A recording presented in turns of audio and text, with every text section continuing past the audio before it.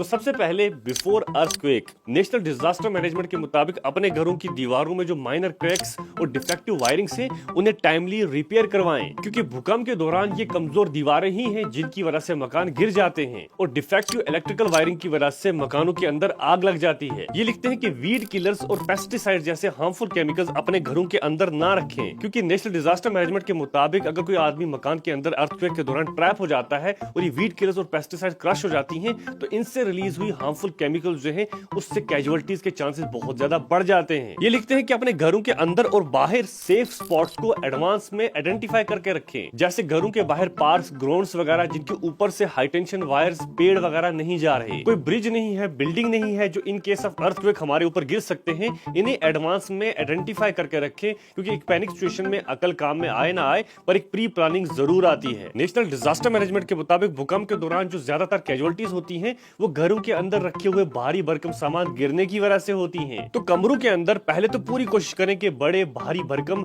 झूमर्स, hangings, book shelves वगैरह ना बनवाएं, और अगर आपने बनवा लिए हैं तो पूरी कोशिश करें कि रात को इनके नीचे ना सोएं। और ये लिखते हैं कि भारी भरकम सामान हमेशा वार्डरोब के नीचे वाले शेल्फ में रखें। उसके बाद ये लिखते हैं नो इमरजेंसी टेलीफोन नंबर्स, जैसे कि hospitals, police station, fire brigades, बाकी एसेंशियल सर्विसेज के नंबर आपको तो पता होने ही चाहिए, पर इसके बारे में अपने बाकी फैमिली मेंबर्स, खासकर अपने बच्चों को जरूर एजुकेट करके रखें। इन केस ऑफ इमरजेंसी यही नंबर काम में आते हैं। अर्थक्वेक के दौरान ज्यादातर एसेंशियल सर्विसेज जैसे कि पानी, बिजली डिस्टर्ब हो जाते हैं, तो इसके रिलेटेड भी कुछ गाइडलाइंस है जो मैं आपके साथ शेयर कर देता हूं। जैसे कि ये लिखते हैं कि बैटरी ऑपरेटेड टॉर्च आपके पास होनी चाहिए, मतलब सेल्स वाली, और पूरी कोशिश करें कि एक्स्ट्रा बैटरीज, एक्स्ट्रा सेल्स जो है वो आप एडवांस में परचेज करके रखें। ये लिखते हैं कि फर्स्ट एड किट, वो तो ऐसे भी हमारे घरों में होनी चाहिए, पर ये लिखते हैं कि फर्स्ट एड किट आपके घरों के अंदर जरूर होनी चाहिए। एक्स्ट्रा मोमबत्ती और माचिस परचेज करके रखें और उन्हें वाटरप्रूफ एयर टाइट कंटेनर्स में ही रखें। आखिर के दो भी बहुत इंपॉर्टेंट है। ये लिखते हैं कि क्लोरीन टेबलेट्स अपने घरों में एडवांस में लाकर रखें। इन केस अगर आपको गंदा पानी पीना पड़ा,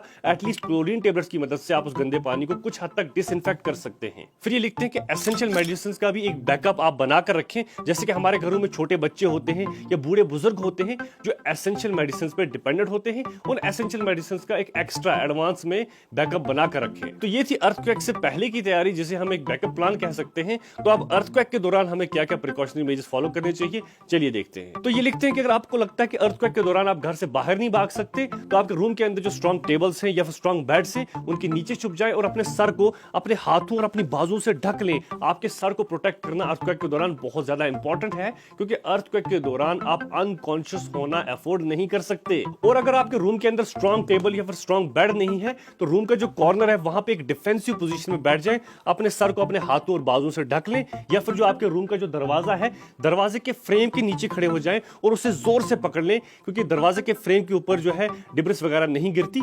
आपको रूम के सेंटर में नहीं बैठना, रूम का सेंटर जो है वो सबसे ज्यादा डेंजरस होता है। बेड या टेबल नहीं है तो कॉर्नर या फिर जो दरवाजे का फ्रेम है उसके नीचे बैठ जाएं। उसके बाद ये लिखते हैं कि अर्थक्वेक के रुकने के बाद एकदम से लाइटर या माचिस ना जला लें, क्योंकि आपके घर के अंदर का सिलेंडर जो है वो डैमेज हुआ हो सकता है या लीक हुआ हो सकता है, और आपकी माचिस और लाइटर जलाने की वजह से या तो वहां ब्लास्ट हो सकता है या फिर वहां पे आग लग सकती है। नेशनल डिजास्टर मैनेजमेंट के मुताबिक अर्थक्वेक के रुकने के बाद वहां पे एकदम से बहुत ही स्ट्रॉन्ग डस्ट जमा हो जाती है जो आपको सफोकेट कर सकती है, आपके लंग्स को बिठा सकती है।